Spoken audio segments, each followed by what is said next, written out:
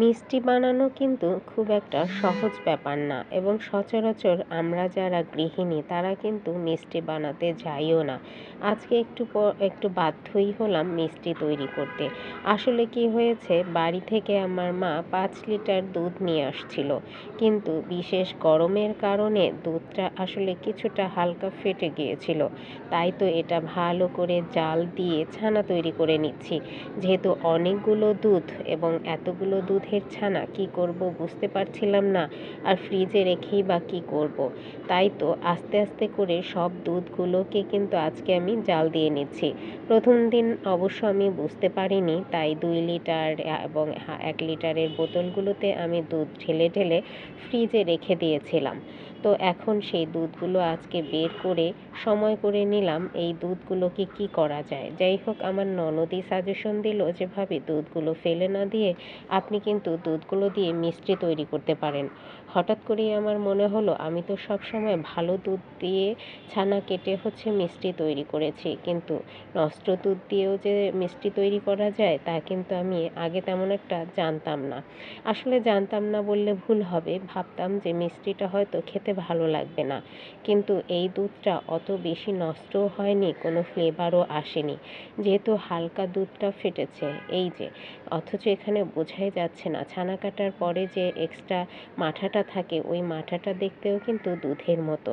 তো আমরা কিন্তু ছানাটা ভালো করে ছাকার জন্য আমি এক্সট্রা একটা পাতলা ওড়না ব্যবহার করেছি, ছানাটাকে সুন্দর করে পানিটা ফেলে দেওয়ার জন্য, চুষে নেওয়ার জন্যই আমি কিন্তু মূলত এখানে ছানাটা দিয়েছি।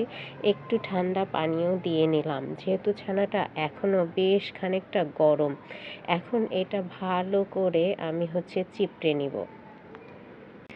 চিপড়ে চিপড়ে কিন্তু এটার যে এক্সট্রা পানিগুলো আছে, এই পানিগুলো আমি ভালো করে ফেলে দিব। যদিও এর আগে আমি মিষ্টি আরও 2-1 বার বানিয়েছিলাম, কিন্তু চমচম বানিয়েছিলাম, রসগোল্লা বানাইনি। এটা কিন্তু স্পঞ্জ মিষ্টি হবে, একদম সফট হবে। যাই হোক, আমি কিন্তু এভাবে ভালো করে চিপড়ে নিচ্ছি, একটু পানিও যাতে ছানার মধ্যে না থাকে। এভাবে কিন্তু চেপে চেপে ছানা থেকে যতগুলো পানি আছে এভাবে বের করে নিতে হবে। আমার এই ছানার মধ্যে কিন্তু এখন একটু পানিও নেই। আমি কিন্তু এখন এই যে পাত্রের মধ্যে ঢেলে নিলাম।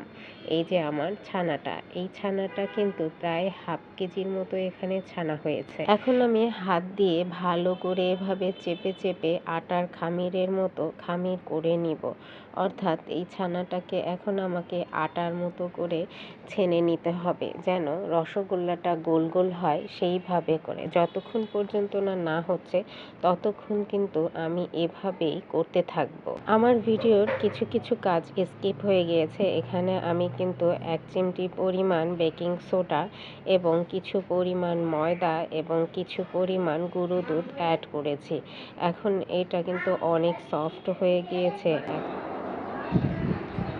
রসগোল্লা তৈরির মূল কাজে চলে আসব। এখন কিন্তু গোল গোল করে রসগোল্লার শেপ দিতে হবে। এই শেপটার সবগুলো রসগোল্লাই আমার ননদ তৈরি করেছে। এক হাতে যেহেতু তৈরি করেছে, একই মাপে হয়েছে, ছোট বড় কোনোটাই হয় নাই। যে কত সুন্দর গোল হয়েছে। গোল না হলে কিন্তু রসগোল্লা সুন্দর দেখায় না বা সুন্দর ফুলে না। অন্যদিকে আমি একটি পাত্রে পরিমাণ মতো পানি নিয়ে নিচ্ছি শিরা করার জন্য। তো এই যে আমি কিন্তু পরিমাণ মতো, শিরাটা একটু বেশি হতে হয়, কারণ সবগুলো রসগোল্লা যেন টইটুম্বুরভাবে ভিজে, এবং পরিমাণ মতো চিনি দিয়ে নিচ্ছি। এই রসগোল্লায় খুব বেশি কিন্তু মিষ্টি প্রয়োজন হয় না। অনেকেই যে যেভাবে মিষ্টি খেতে পছন্দ করেন ওইভাবেই দিতে পারেন, কিন্তু আমি কিন্তু পরিমাণটা কম দিয়েছি এবং ফ্লেভারের জন্য একটু মশলা অ্যাড করেছি। এটাকে সুন্দর করে এখন জাল দিয়ে শিরা তৈরি করব।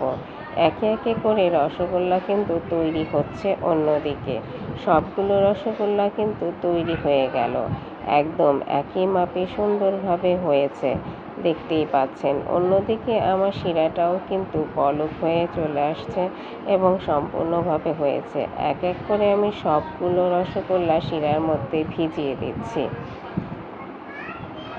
এভাবে ভিজাতে ভিজাতেই কিন্তু সবগুলো রসগোল্লা হয়ে যাবে।